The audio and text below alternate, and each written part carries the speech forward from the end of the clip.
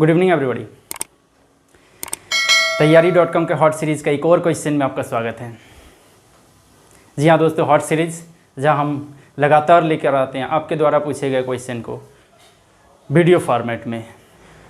तो चलिए दोस्तों क्वेश्चन को शुरू करते हैं।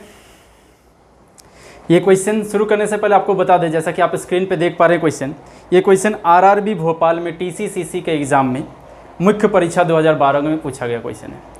क्वेश्चन थोड़ा सा घुमा के दिया गया है, यानी थोड़ा सा पढ़ने में पेचीदा सा लगता है, लेकिन है बड़ा सिंपल। क्वेश्चन देखने में जितना हार्ड होता है वो वाकई में उतना ही इजी होता है। 2 स्टेप में और 2 सेकंड में बनने वाला क्वेश्चन है ये। तो चलिए देखते हैं क्या क्वेश्चन, पढ़ते हैं। स्क्रीन पे आप क्वेश्चन को देख पा रहे हैं। क्वेश्चन है, यदि एक वस्तु की कीमत यानी cost price of an article, यदि एक वस्तु की कीमत को प्रति 10 पर 2 रुपया बढ़ा दिया जाए। चलिए क्वेश्चन को थोड़ा सा पढ़ते हैं और काम भी करते हैं साथ ही साथ। यानी एक वस्तु जिसकी कीमत 10 रुपया थी, इसको बढ़ा के 12 रुपया कर दिया जाता है। तो वर्तमान समय में 48 रुपये में उपलब्ध चीज़ों की संख्या पहले से 8 कम हो जाती है।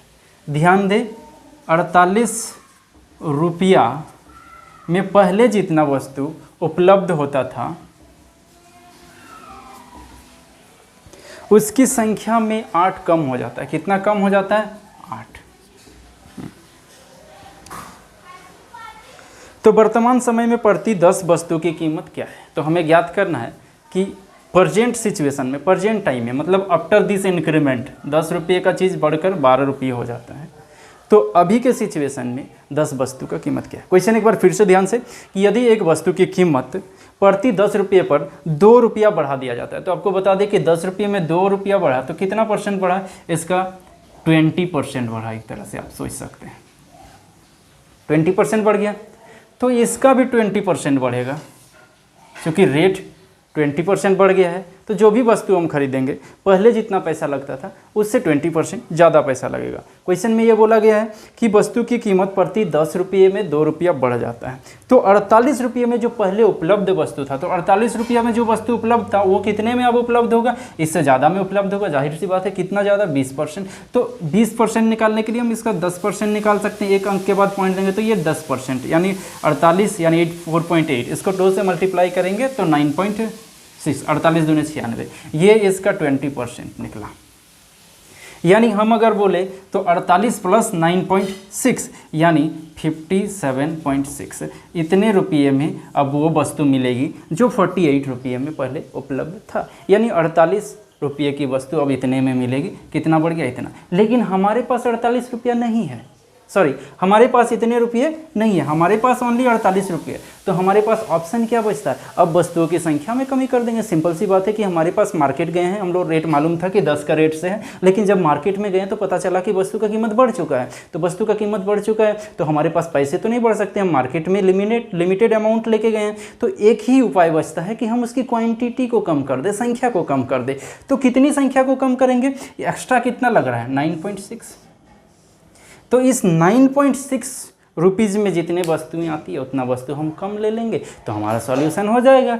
तो हम ये जब वस्तु को खरीदने जाते हैं तो 9.6 रुपये का वस्तु कम लेते हैं। और क्वेश्चन में जैसा कि बोला जा रहा है कि जब ये सिचुएशन क्रिएट होता है तो 8 कम हो जाता है। वस्तुओं की संख्या में कमी कितना होता है? 8। यानी उस 8 वस्तुओं की जो कीमत है, cost price of 8 articles is 9.6। सीधी सी बात है दोस्तों कि 10 रुपये का रेट चल रहा था और 48 रुपये का वस्तु हम पहले खरीदा करते थे। अभी 10 रुपये का चीज़ 12 रुपया हो गया, तो 48 वाला भी बढ़ जाएगा। कितना बढ़ जाएगा? इधर 20% बढ़ा है तो इधर भी। या ऐसे भी आप कर सकते हैं कि 10 रुपये का जो मूल्य वाली वस्तु थी, 10 रुपये वाला चीज़, वो 12 रुपया हो गया। तो 48 रुपया वाला कितना हो जाएगा? तो एक एक नियम लगाएंगे, 10 का 12, तो 1 का कितना हो जाएगा? 12/10, और 48 का तो 48।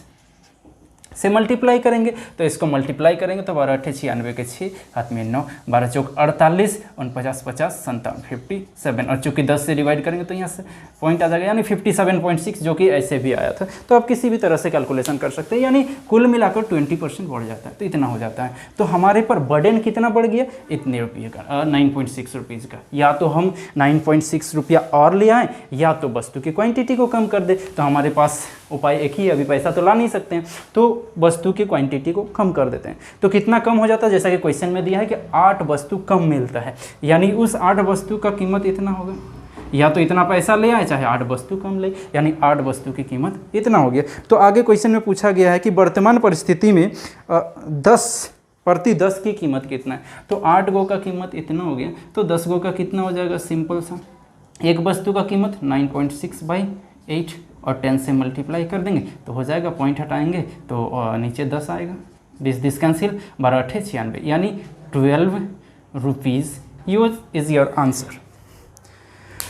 So option number A is the answer guys.